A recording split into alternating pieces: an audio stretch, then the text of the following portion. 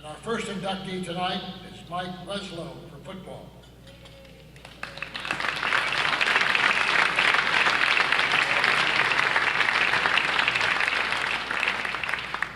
Mike started football officiating in 1983 with the San Diego County Football Officials Association, and for 20 years did high school and youth football games throughout San Diego County.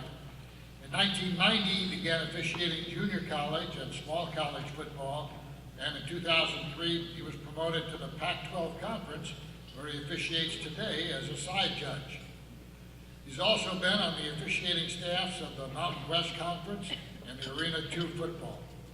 He's been assigned to 6 Division I bowl games, including the 2011 Fiesta Bowl, small college playoff games, community college bowl games, and 4 San Diego County CIF championship games. In 2010, he was honored by the Walter Zabel chapter of the National Football Foundation San Diego as the Outstanding Football Official of the Year. Mike served on the San Diego County Football Officials Association Board of Directors from 1994 to 2004, president in 1996. He's the San Diego area representative to the Southern California Collegiate Football Officials Association and is the NC2A instructional coordinator of the Southern California Collegiate Football Association. He also is position coordinator for the SCIAC conference since 2010. Weseloh is a graduate of St. Mary's College, Moraga, California, graduating in 1975 with a BA degree in Business Administration and Economics. He's an active member in his community, serving on many boards and civic organizations. Mike and his wife Lori reside in Oceanside, have 3 sons, Matt, Mark, and Kevin, and grandchildren, River and Cedar. Please welcome Mike Weseloh.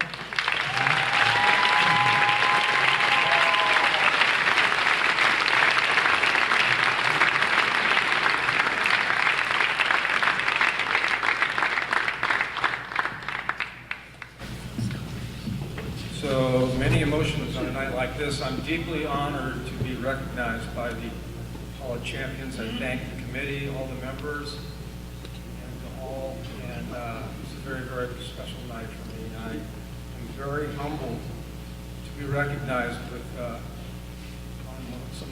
one of these banners with some of the men that came before me. I truly looked up to them. When I became a football official, I still look up to these men. It's incredible. There's a little bit of sadness too, because this kind of recognition comes at the tends to come at the end of someone's career as opposed to early. So I will tell you that it's been a great ride for 34 years. I am not finished yet. I intend to continue to work as God willing will let me. I have a few years left in me. So I never thought I was going to be a football official of any sport.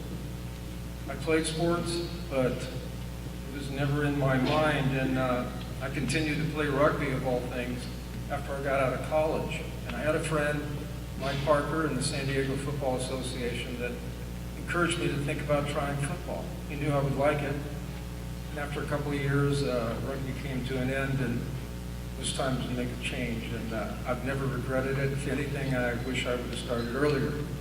And football, right away, I was hooked on it. And, you know, the first goal is you want to work Friday nights. The next goal is you want to be on a crew. And, you know, from there it's history. 34 years, it's been an awesome opportunity. I'd like to introduce my family who's here tonight. I have 3 boys. It wasn't always easy for them. You know, I missed some events. And the boys hung in there, growing up. They've become good young men now. I'm very, very proud of them. My oldest son is Matt. He's here with his good friend, Christy. My middle son disappeared. Oh, he's in the back. Mark is in the back. His wife, Courtney. They're the parents of our grandchildren that give us so much joy, River and Cedar. And my youngest son, Kevin, and Caitlin. And if you haven't looked closely, any day now, we're going to have our third grandchild. The little boy is on the way.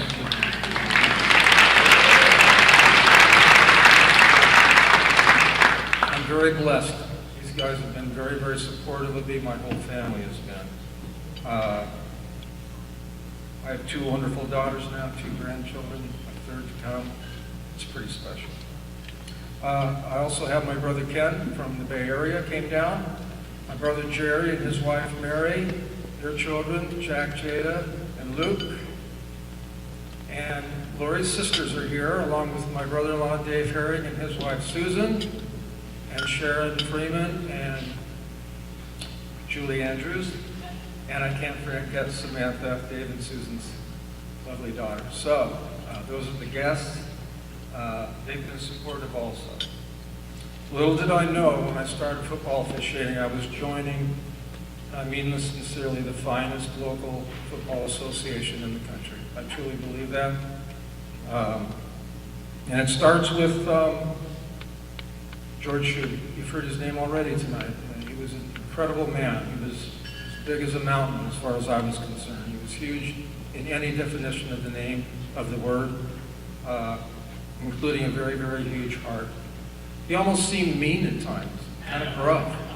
And, if you want to define fear, it would be getting a game with George starting out, and or wondering if he was going to call you out in a meeting or during a pregame. But George was awesome. We learned how to run a game from George Shute. We learned how to talk to coaches, how to communicate. I recall his famous words, "It's time for a chat." He would stop the game when the players were getting out of hand and go talk to them and settle them down. And by the time he got through talking, all they wanted to do is play football. And he was an awesome gentleman. The basic format for our association still exists today. It's the outline, if you will, of instructing officials and teaching them how to officiate. It was his creation. We still use it today. And without George, we would not be the best. With George, we are the best. I believe that. The second gentleman I'd like to recognize was Ken Flaherty. Sadly, he's no longer with us either. Ken was my first assigner. He was my first college instructor. Incredible official. He really knew the game. He was one of those guys that literally could make a call from anywhere on the field, and he would be right. He knew everything that was going on at one time. 22 players, and the guy knew it all. He didn't miss anything. But he shared all that with us, and that experience, and he had a unique way of being able to educate us and become better officials, and I really appreciated Ken. He was awesome. The third gentleman is thankfully with us tonight, Don Carey. Don Carey was my first official instructor. How could I be so incredibly fortunate? I can say that no one has taught me more about football officiating than Don Carey. Everything that you can imagine, rules, mechanics. For those of you who don't know, mechanics are our movements, our coverages, our responsibilities on the field, where we're located, our signals.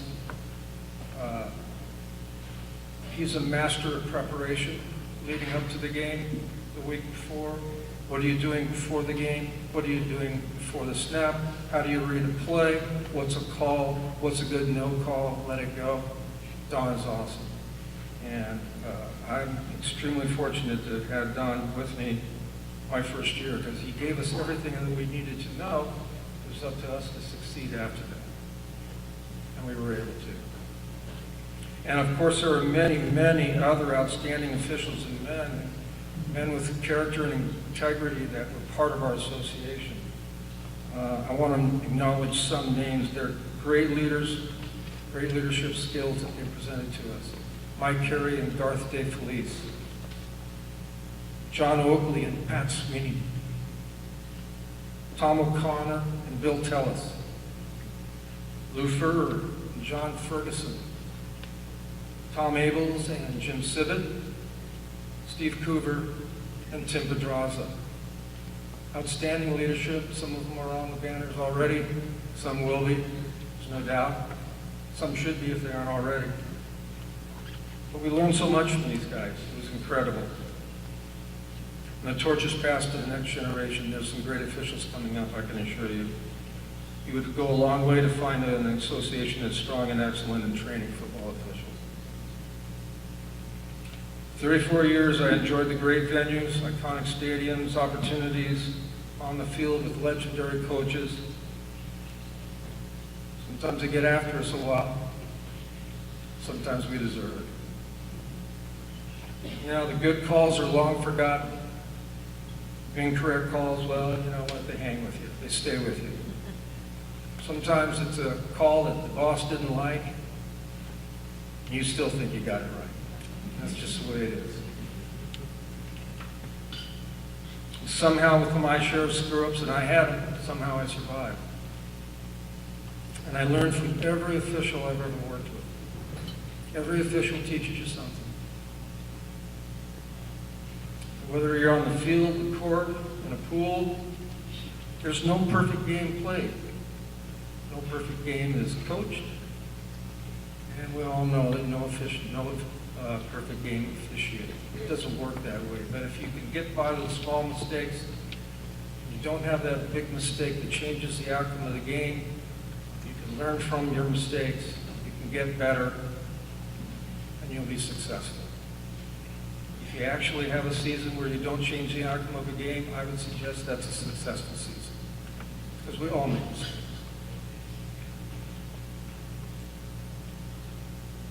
The experiences are awesome. You treasure the emotions. Just think of coming out of the tunnel with the team captains before a game. Or that great call on the sideline with your officiating partner. The build-up of the game before the opening kickoff. And the crowd starts to scream and yell and they're into it. You get fired up. How about that great catch in the back of the end zone? And you get to reward that player with a touchdown signal in the field, and the crowd goes crazy. How about the terror of the long pass thrown to your receiver and the defender guarding it? And how about your play being reviewed? And you hope you hear that magic word, confirm. And no one has to tell a crew after a game when they've worked an outstanding game that they know it. And there's nothing like that feeling in the dressing facility when we meet and we're by ourselves and we know we had a great game. That's a great feeling.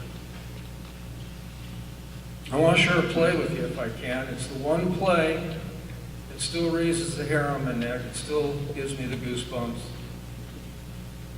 And I really didn't have anything to do on this play. But I had a unique opportunity, a great opportunity to officiate a game at West Point. It was Air Force against Army. And that's not the Army-Navy game, but it's still cadets versus cadets, and it's still, they want to win, I can assure you. Air Force was a big favorite in this game, and Army was playing really well at home.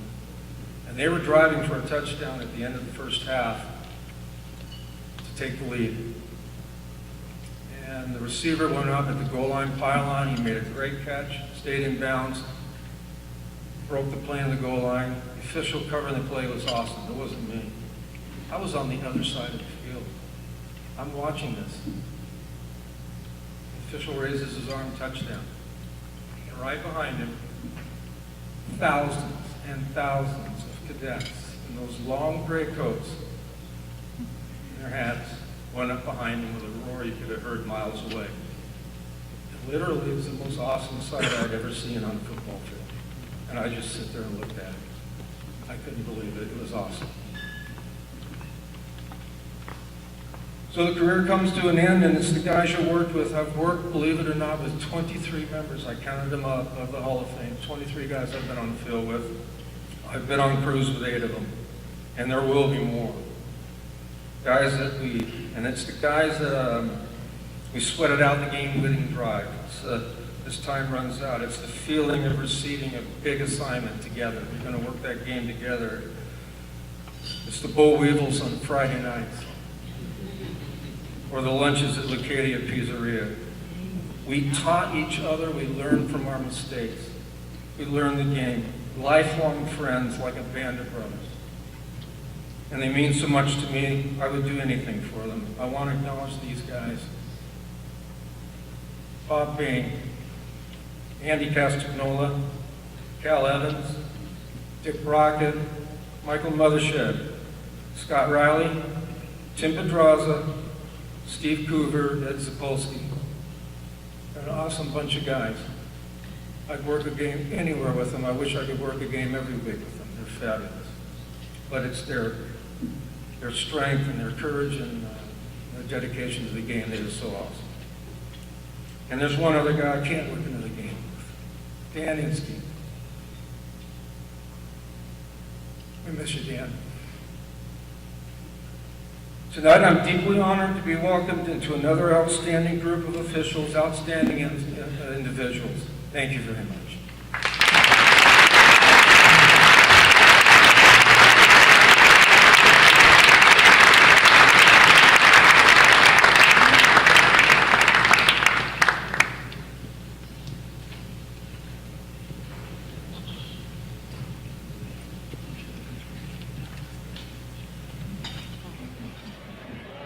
It's a tremendous honor. It's something that never really thought about early on in a career, but you look at these guys, and some of them are the icons that I first started out with, some of the guys that are in the hall, and they're great officials, not only great officials, but great individuals. And just to be considered in this group is really a humbling experience for me. So I'm honored, I'm humbled. It's just something, it's nice to be recognized for a lifetime achievement, and it's something that I love doing. It's the interesting thing about it is I do it for nothing. I really enjoy being out there, and the opportunities that it's presented over the years have been phenomenal. Places I've gone to, coaches I've had the opportunity to work with, and some of the iconic stadiums. So it's been a great experience, and I hope I'm not done yet. I'm not ready to retire yet, I will tell you that. I'm still doing it. Well, the big game, without question for me, it was actually early in my college career. It was the game that's commonly referred to as the Bush-Push game. And interestingly enough, that's not the big play of that game. The big play of that game, if you talk to the USC people, was the 4th and 9 play. USC, this is the USC Notre Dame game, and USC has a national championship on the line. They have everything on the line, and they're looking at 4th and 9, and that ball, that pass that Leinart threw was thrown my way, and I'm the guy making the call, and the player made an incredible catch, ran down the sideline, and I knew that I probably had dodged the biggest bullet of my officiating career, because I didn't have to make a call. He made a catch, and away he went, and it was like a 50 or 60 yard play, and it set up what ultimately became the famous Bush-Push play. And SC kept their national title hopes and their undefeated season going, and it was a great experience. I don't think the fans at the stadium ever sat down the entire game. It was incredible.